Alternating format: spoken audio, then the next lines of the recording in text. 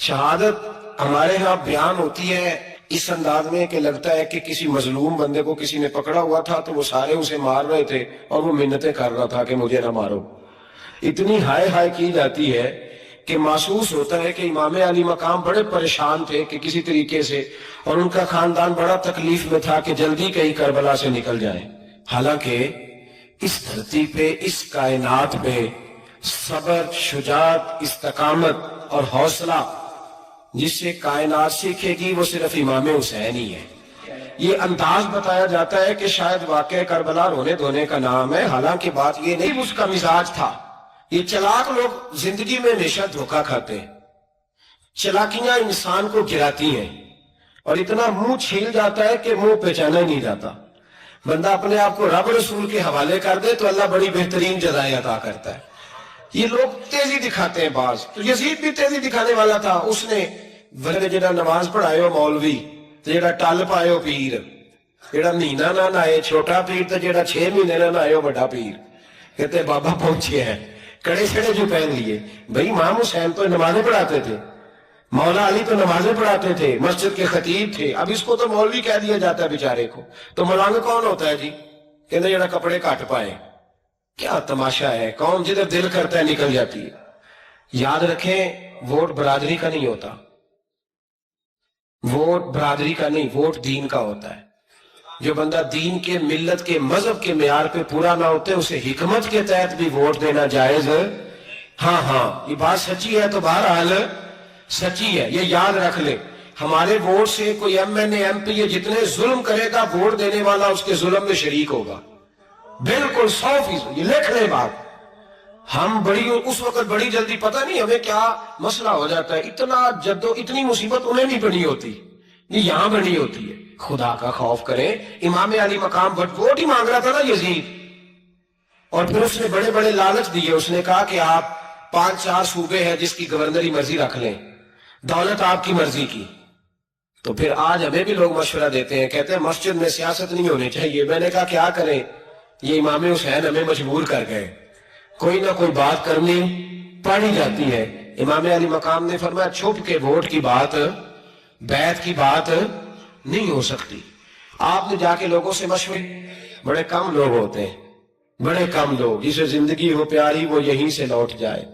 میرے قافلے میں شامل کوئی کم ظرف نہیں ہے. بڑے کم لوگ ہوتے ہیں جو ارادوں کے، وعدوں کے ہمیشہ ساتھ چلنے کے پکے ہوتے ہیں، ورنہ بڑے لوگوں کو گرمی لگنے لگتی ہے، بڑے لوگوں کی مشکلات آتی ہیں. ہر بندہ نہیں کہتا اسی ویسے اونج اسی حمایت فراڈیاں دی کرن ڈے ہیں تو پھر چھڑ دے کیوں نہیں ہیں؟ اونجے دھوکے باز ہی انہیں کرایا انہیں کھ نہیں تو پھر چھوڑ دو جان، تم ہی چھوڑ دو. یہ بندہ بات صحیح کر رہا ہے، بندہ ویسے یہ بات صحیح کر رہا ہے پر اجے حالات نہیں ٹھیک ہے. دے والے بندے ٹھیک نہیں، پر کیا تماشا ہے، کب تک ایسا رہے گا کہ کب تک یہ بات چلے؟ ساتھ ہو، صحرا کا علاقہ ہو، تپتی ہوئی ریت ہو، اتنے کٹھن اور سخت حالات، چاروں جانب موت ہی موت، دور دور تک اپنوں کا نام و نشان کوئی نہیں، اور اکیلے فیصلہ کرنے والے امام حسین. باقی سارے بچے ہیں یا عورتیں، سارے بڑے اکیلے. 19 لوگوں کو ایک بار میں غلط ایسے ہی تماشا بنا دیا. مظلوم تھے وہ تو رو رہے تھے، ہر مقرر یہ کہہ رہا ہے کہ وہ تو بار بار کہہ رہا ہے پانی مل جائے، پانی آ جائے، ترس گئے. خدا کا خوف کرو، یہ دلیر لوگ تھے، ان کی باتیں آج بھی پڑھ کے دلیری پیدا ہوتی ہے، دلیری پیدا ہوتی ہے، دلیری. دوسرے پہ مشکیزہ وہ بھی کٹا. دیکھ لو میں پس منظر پہ ہوں ابھی تک، میں بتا رہا ہوں کہ جہاد کس کے خلاف تھا؟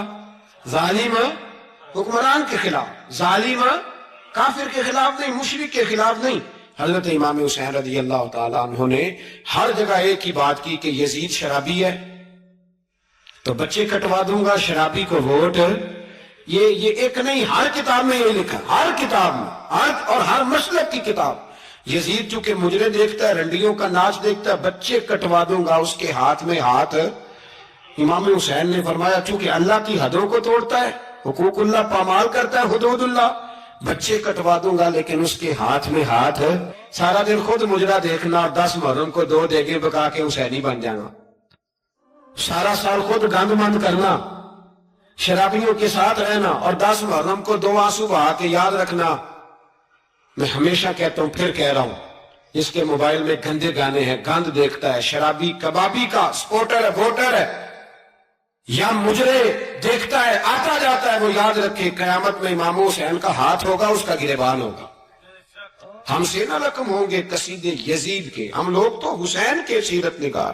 حضرت ابا ہمارا کسی بندے سے جائیداد کا رٹا نہیں، ہم تو چاہتے ہیں امت اکٹھی ہو جائے، لیکن جو بندہ نبی پاک کی ماں کو دوزخی کہے، حضور کے باپ کو جہنمی کہے، یزید کو امیر المومنین کہے، اس کے ساتھ اتفاق رائے کر لیا جائے، یہ مذہب ہماری سمجھ میں نہیں آتا، بالکل نہیں آتا، قطعاً نہیں ہماری سمجھ میں آتا۔ کیسے اتحاد کر لیا جائے؟ یہاں تو میرے بھائی جو ہمارے ابا کا مخالف ہو، اس سے اتحاد نہیں ہوتا، جو نبی پاک کے والد کو دوزخی کہے اس سے اتحاد ہو جائے۔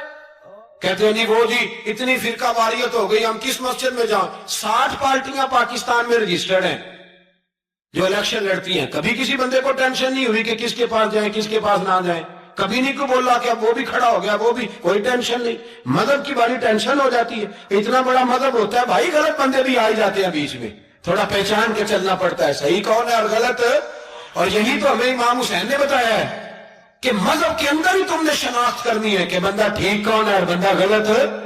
یہی تو کربلا ہے، یہی تو امام حسین نے بتایا، کفر اسلام نہیں، حق اور باطل۔ تو سمجھیے گا یہ ہے درس، یہ ہے پیغام، یہ ہے پیغام، یہ ہے۔ یاد رکھو موت تیزی سے آ رہی ہے، ہمارے ساتھ والے دائیں بائیں والے سب چلے گئے، اسی طرح نمبر لگے گا، ایک دن اعلان ہوگا۔ ضمیر کے قیدی بن کے زندگی نہ گزارو، بالکل نہ گزارو، یہ تھوڑی سی زندگی ہے دنیا سجن المومن۔ حق بات کرو، حق پہ ڈٹنا سیکھو، دین سمجھو، خبردار رسول پاک صلی اللہ علیہ وسلم کے دین میں ظالم، جابر، فاسق، فاجر کی کوئی گنجائش خطر نہیں ہے۔ اپنے آپ کو سمیٹو، اپنے آپ کو سنبھالو، دین میں اپنا کردار ادا کرنے کی کوشش کرو۔ دین طلب کرتا ہے ہم سے کہ ہم نے دین کو کیا دیا ہے۔ امام حسین نے سارا گھرانہ دین کے لیے دے دیا۔ ہمارا جو بچہ کسی کام کا نہیں رہتا اسے مدرسے داخل کراتے۔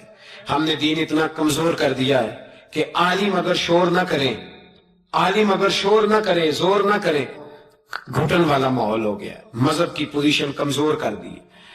اب جہاں تک اس بات کا تعلق ہے جی فرقے ہو گئے، تو میرے بھائی یہ کوئی اتنی خطرناک بات ہے، یہ کوئی اتنا مشکل معاملہ نہیں ہے کہ تو امام حسین نے بتا دیا تھا کہ یزید کے طور پر ایک غلط فرقہ کھڑا ہو گیا ہے لہذا اس کا مقابلہ کرنا ہے، اس میں کوئی بری بات ہے؟ لیکن ایک سبق ہے بزرگوں کا کہ اگر سچی بات بھی نہیں کرنی تو پھر اس منبر کا حق ادا نہیں ہوتا۔ جو سچ بولے وہ حسینی ہے، جو ظالم کے سامنے کھڑا ہو جائے وہ حسینی ہے، جو مصلحت کوش ہو، جو کہے ٹائم نہیں، گراؤنڈ ریالٹی نہیں، حالات نہیں، طبیعت نہیں، موقع نہیں، تو ابھی امام حسین کے پیغام کو نہیں سمجھا۔ میں بہت سارے بزرگوں کا نام اس لیے نہیں لیتا کہ لوگ ایسے نہ کہیں کہ کسی کا نام کیش کرایا جا رہا ہے، لیکن میں نے سارے مناقب پڑھے ہیں،